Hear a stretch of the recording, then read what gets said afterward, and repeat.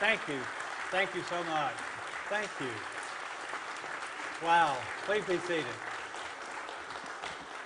Please be seated. Wow, it's great to be with you today.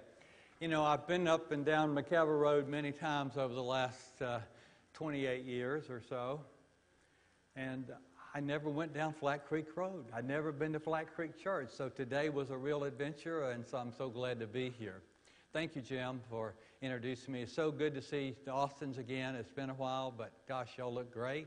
Good to see you.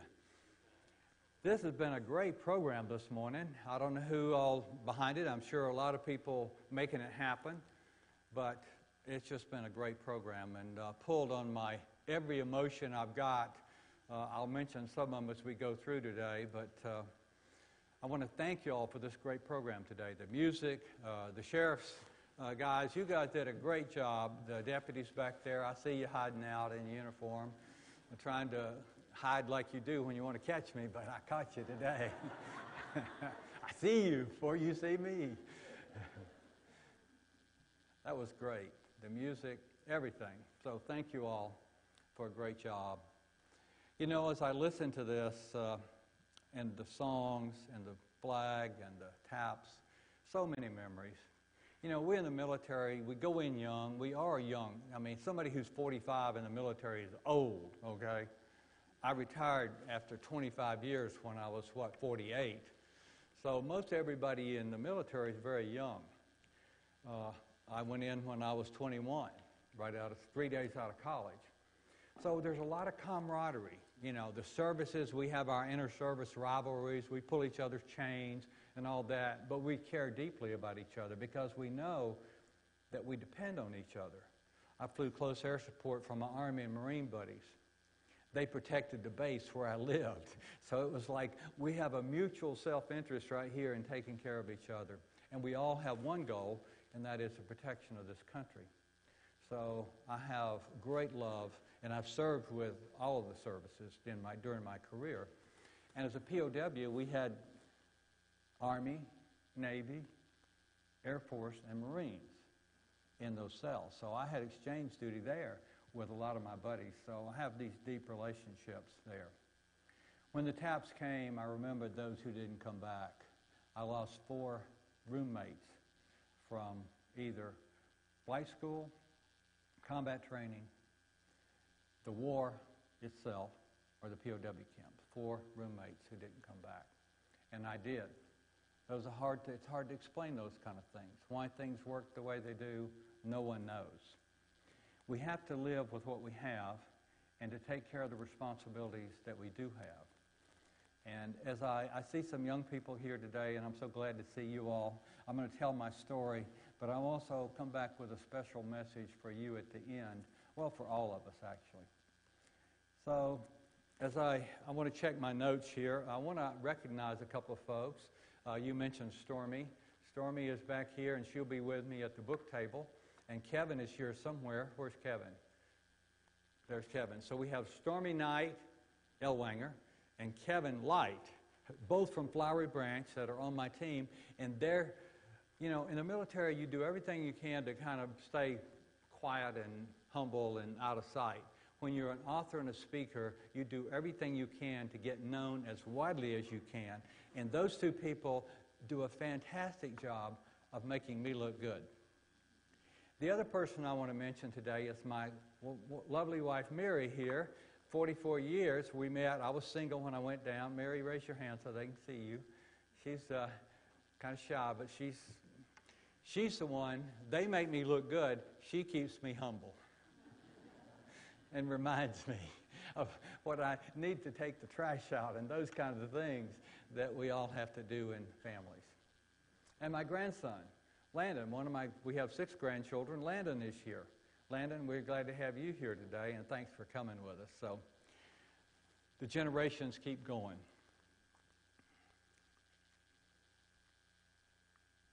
I mentioned the brotherhood. We're all a brotherhood. There's special brotherhoods within the brotherhood. You know, this church is a brotherhood. I grew up in a Baptist church in the country between Athens and Commerce, Georgia. Now, where's Lloyd Humphreys? There he is on the back row. He knows where that is because he's from Commerce, And my mother and my brother and my sister-in-law all taught him in high school. And I knew his mom and dad. And his dad was, I think, the only what do we call him? Yeah. He's the one that kept my souls in order back in Commerce, Georgia. Growing up in the country, though, we went to the Baptist church, Union Baptist Church. And it was very similar to this church. When I was a boy, the only heat in the church was a big pot-belly stove sitting right here with a pipe going out the top. My church was built in 1848. That's where I went to church, and it was all farmers just about it back then, and a few people who worked in town. It was a great world growing up in the 50s in a country and in a church similar to this probably in the 50s. And I have great memories. And what I do remember especially, and what meant so much to me, was I went to Bible school in the summer. I went to church every Sunday. I went to Sunday school every Sunday. I memorized Bible verses. I learned the Bible. That was crucial for me because it gave me a foundation for my faith.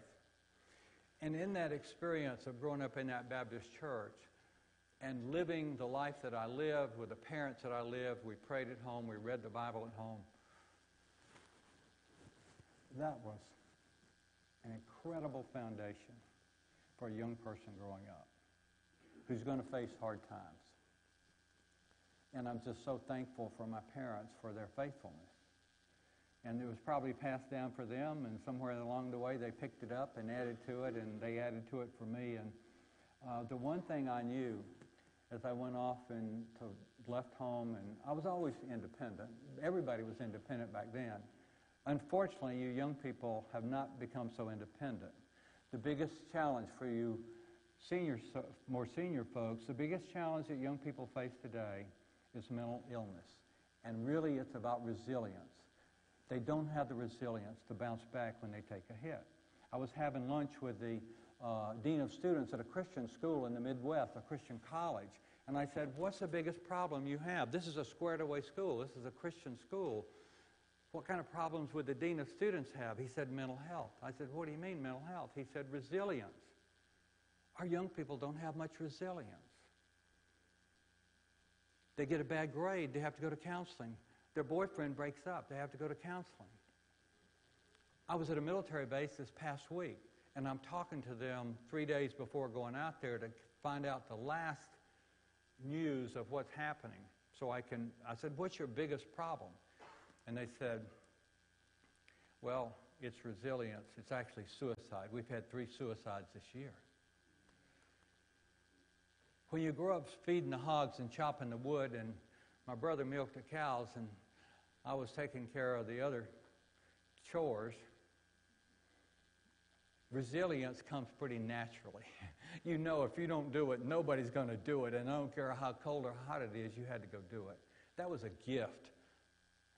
And one of the things we learned in our experience as POWs was suffering can be a gift. It usually always is. We don't learn much in good times. We want to give our children good times. We've done the best we could to give our children and grandchildren good times. But you don't learn much about life. We learn in our suffering. And suffering is coming. You better prepare because suffering comes in every life. For me, I'll tell this, and I got a lot to say about it, speed it up here. I'm going to talk about the upside of down, my life as a POW in the Hanoi Hilton, and then I'll say a little bit at the end about freedom for the captives. I'd always wanted to fly airplanes from the time I was 5 years old. And I wanted to play college football. Those are the 2 things I wanted to do. Well, my senior year in high school, I played a lot of football. I played both ways, and I was pretty good. But at 155 pounds and you're not the fastest guy on the team, you ain't going to play college at the University of Georgia. So the other dream was to fly, and I got in Air Force ROTC because then if you're a male student, you had to be in ROTC at least for 2 years.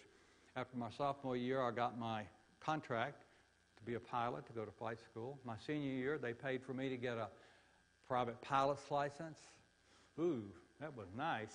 And then 3 days later, I'm in Valdosta, Georgia. 3 days after my last class, I'm in Valdosta going to flight school, 53 weeks.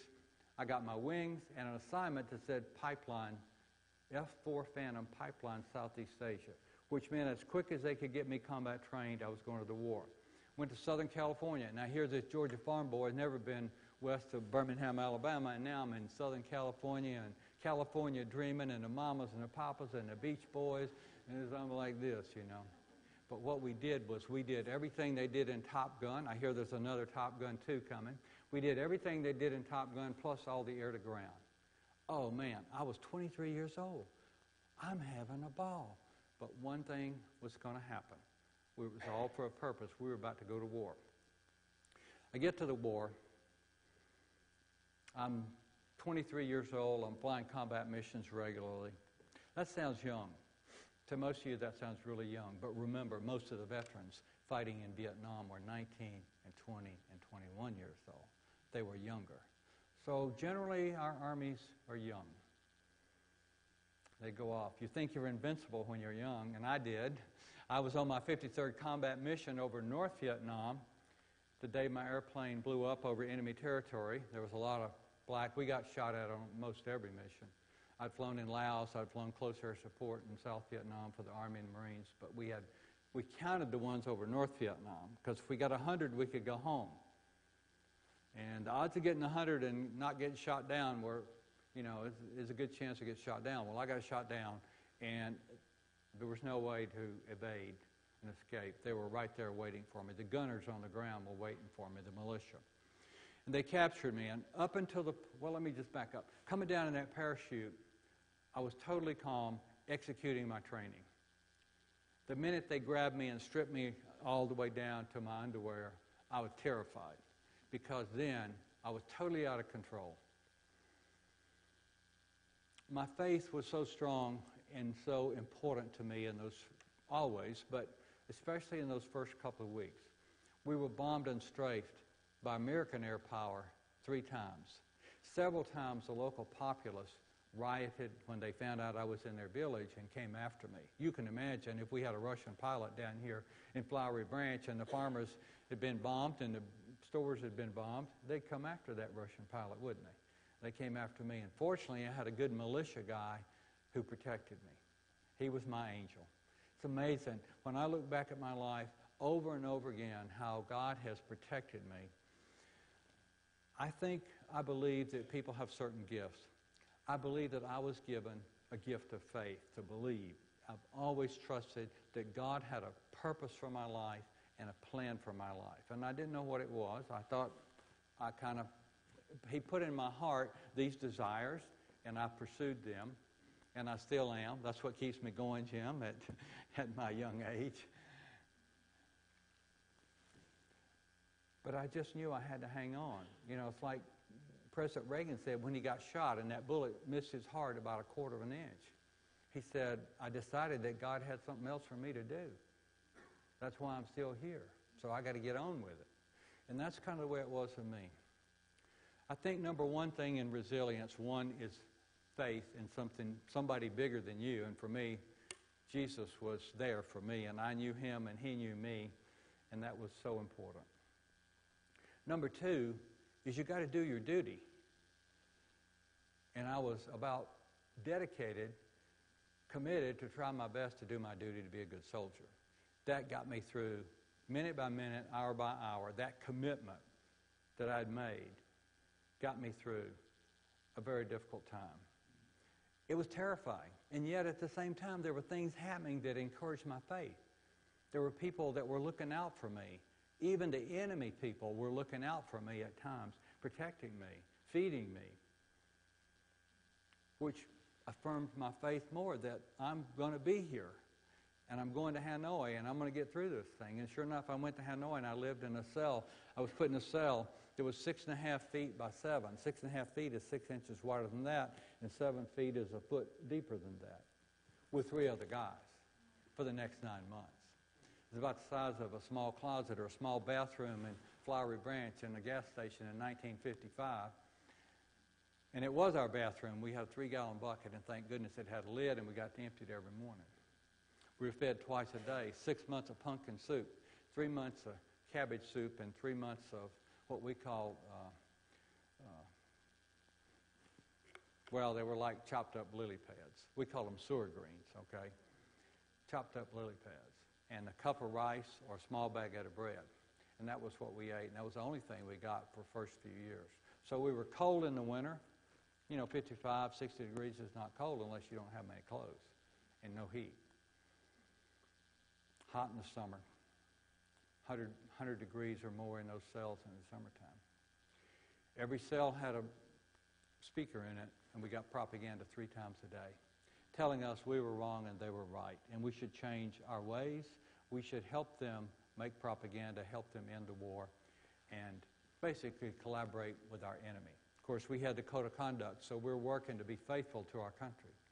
We were very isolated, and yet we were able to communicate. We had covert communication. Now, because of me being, maybe because I was a quarterback and thinking and sorting out problems in high school, we called our own plays. Last night, watching Georgia, I was wishing I was calling the plays several times. But I was kind of sneaky, We played games on the farm, and in the POW camp, it was a game of cat and mouse with huge consequences if you got caught communicating. So I was into it, but we got to communicate. We were able to connect with people. But in that cell, 6.5 by 7 foot cell, there was me and one other guys who grew up going to church regularly, who went to Baptist church and who had learned the Bible quite a bit. And he had a brilliant mind. He had a photographic memory. He was a genius, IQ-wise, okay? I mean, literally, I could lay it out and prove to you. This guy, we were talking one day about JFK inauguration. He quoted a poem that Robert Frost quoted when he got where it was too bright and he couldn't read his poem he had written for JFK, and he started quoting his old poem called The Gift Outright. And Jim and I knew the Bible, and the other 2 guys didn't, and they started asking us for Bible stories because they wouldn't give us a Bible. And Jim and I would tell Bible stories and give them Scripture and go over Scripture and talk about it. And especially on Sunday, we took time on Sunday, took time to reflect and pray. And one of my cellmates was from Long Island, New York. And he was an incredible human being, great leader, became our leader. Great character, great courage, just an amazing person. But he said, I haven't been in church except for 2 weddings since I was 5 years old. We were Catholic. My mother had a falling out. My father was an alcoholic. My mother had a falling out with the nuns in school and pulled us out of school, and we never went back to church. Tell me another Bible story. We ran out way too quick.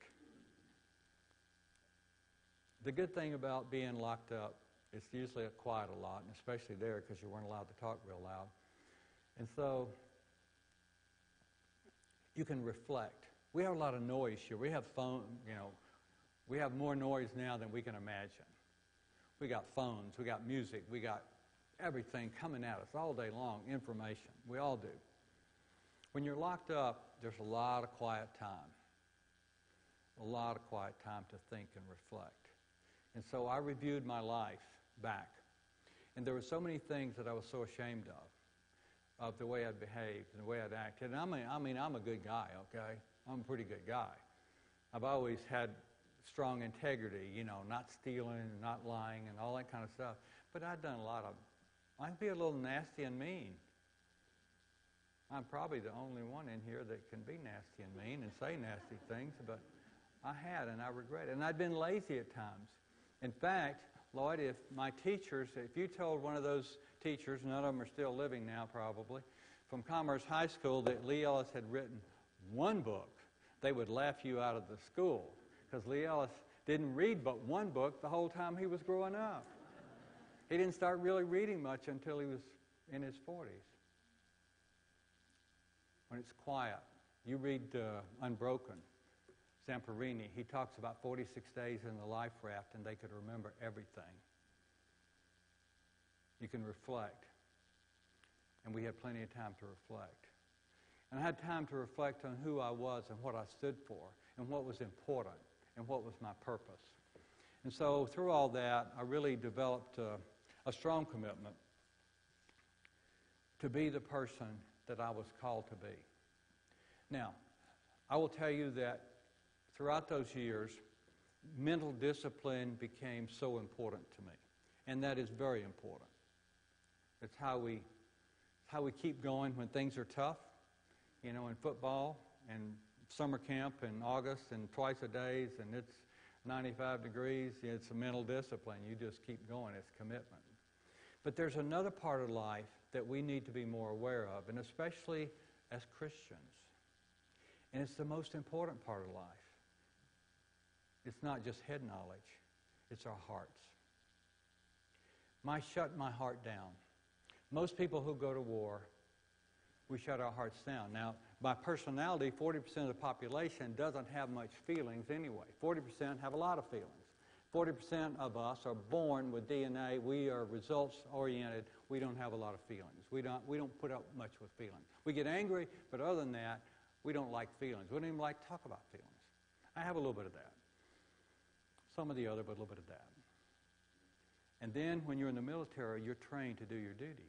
And then when you go to war and you lose 2 friends within 8 weeks that probably never coming back, and you're dropping bombs, killing people, you shut down your heart completely. You shut down all emotions. That works great at work sometimes, and especially if you're a police officer, there are times when that works. Wearing a uniform in the military, it works. As a parent, sometimes maybe it works, but I'll tell you, it doesn't work very well in God's kingdom. We're here because Jesus loves us. He feels our pain. And He wants us to feel each other's pain and to feel for each other and to connect at a heart. So I came home pretty shut down. And Mary has been very patient with me. She's much more of a feeler than I am, and she's been very patient for me. But there's been damage done in our family. In every family, there's damage done when you don't feel. Because you cannot have relationships without feelings. You cannot love a 13-year-old daughter if you're a father without feelings and connecting at a heart level. Most men are very uncomfortable with that. It's a big problem in our culture.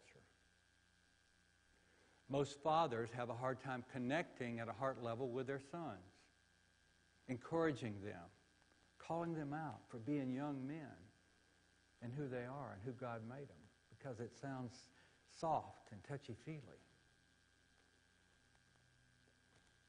About 15 years ago, I went to a retreat, and in that retreat, I won't say that I really connected with my feelings, but I connected a lot more with more humility. I was able to see, once again, go back to the POW camps and reflect on some of the shadow side of Lee Ellis. And I knew that there was some growing I needed to do to be the person I wanted to be.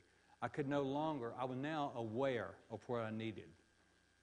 I couldn't make excuses. I had to work on that. And then 11 years ago, a friend of mine who had been a pastor and a business guy and was a leadership coach, and I'd trained him in our assessments and some of the work that we do, and he started telling me, we've got this men's retreat I want you to go to. And I said, well, someday. And he kept bugging me for about a year or so to go to this men's retreat called Battle for the Heart. Battle for the Heart, Men's Battle for the Heart. And finally I went. Started Thursday at lunch. And we would go to like a workshop or teaching for about an hour, and then we'd go spend 45 minutes alone and reflect on it. 2 or 3 questions, if you want to use them, fine. Sometime, I think it was on Friday, I had 45 minutes. And I turned out the lights because I'm distracted easily. And I lay down on my bed and I just asked God to come and let me feel Him. It was so powerful. And so I went back to that retreat 2 more times because that was good. I need more, and I need more, and I need more. And then I became a facilitator for that retreat. And so in the last 10 years, I've been through that retreat with many men. Almost all of them have lies in their head they believe about themselves.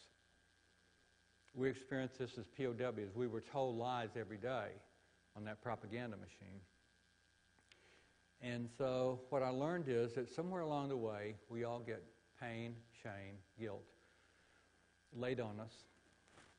One guy, a lot of young men, their fathers left them when they were 6 or 7 years old. And he didn't know how to interpret it. A 7-year-old doesn't know how to interpret that. And they take responsibility. Abuse, all sorts of widespread abuse. Disappointment. Lack of affirmation. All those are pains that cause us to create in our head a pose that makes life work for us. The only problem is it makes it work for us, but it shuts down our heart. I want to kind of close up this part and say one last thing, and I'll be finished.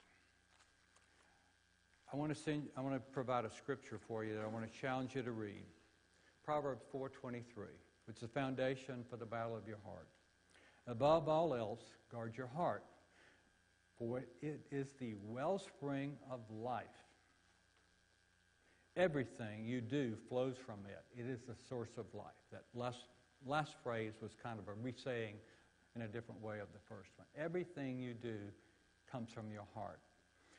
God is pouring out His love to each one of us. He is there all day, 24 hours a day, throughout the centuries, sending His love to us, saying, open up and receive my love so you can give it away to my people so they can be empowered and equipped to do the work that I've called them to do, to give it away to other people.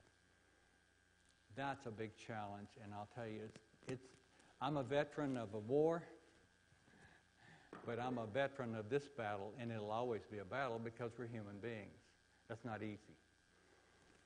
I challenge you to receive God's love and give it. Veterans need it, but we all need it. Your family needs it. Your neighbors need it. And the last thing I want to say is to the young people.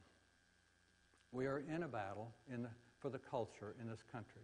What we did in here this morning is becoming almost the unusual. This was the usual of my generation, what we did today. To sing patriotic songs and pray. We prayed in school when I grew up. You can't do that now. The culture is changing. And the first thing to take down the culture is to take God out of it wherever they can. Secondly, it's to detract from everything that holds us together that's based around the truths that we know to be true, to undermine those. And young people, we're going to be with you for a while, but you're going to have to fight that battle for truth. And it's going to be very hard to determine, because just like those speakers in our cells came 3 times a day, everybody, the war now is really about words, and it's a battle of ideas, and it's to get in your head and get you to have a mindset.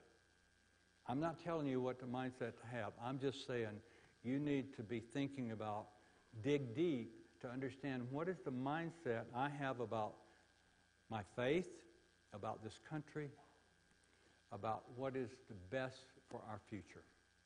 You need to own that responsibility, and you need to be resilient about being in that battle as we go forward, because we're going to be depending on you in the days ahead. Do not be deceived. Dig in, find out the real answers, what is anchored in truth, and what is fluff, and what is spin, and come down. And everybody spins nowadays, unfortunately. So it's really, really difficult because there's so much spin going on. If you work on it and pray about it, I think you'll find the right answers, and you'll help this country continue as it needs to be, but continue to grow. We need to grow. We're not perfect, by the way, okay? We have grown, and we need to continue to get better in our love for each other and taking care of each other and freedom and justice. Continue to grow in that.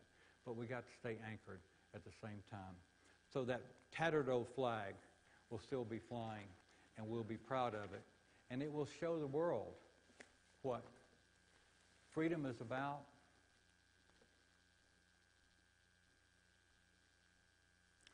What does it mean to really care about others and to provide a place where others can be free to do and to pursue their future the way they see it, and to go to church and to pray the way we have today?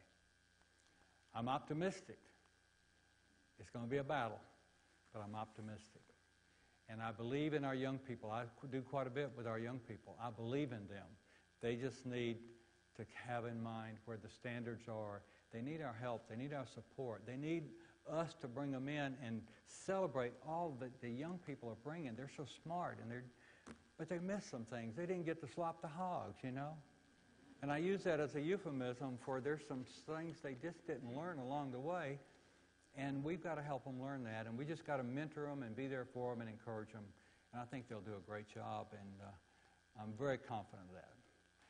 Thank you all for inviting me. Thank you for having me today. I will be in the back with some books, and there's a couple books. The Leading with Honor book is a 2013. Every book has a chapter, a story from the POW camps, and then a leadership life lesson story.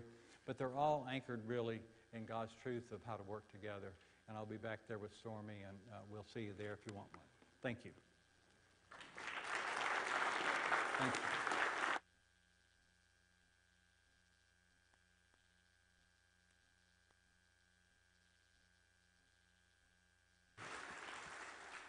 Thank you, Brother Lee. Awesome word. Awesome word. We thank God for courageous men like him and women, too, that have so faithfully served our land.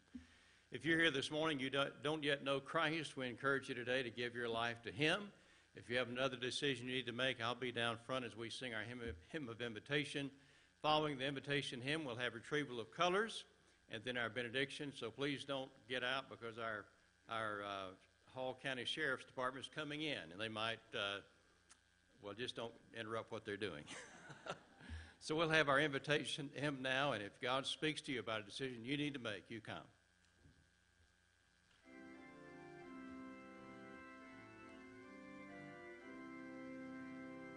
I have decided to follow Jesus. I have decided to follow Jesus. I have decided to follow Jesus. No turning back. No turning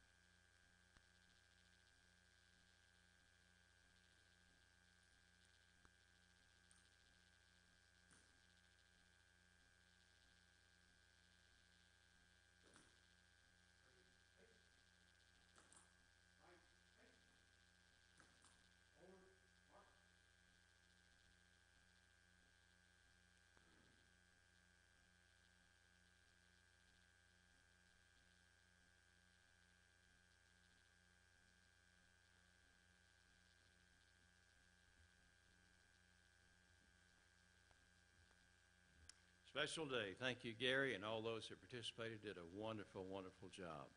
We will continue in our series in the book of Acts tonight, and I am preaching next Sunday.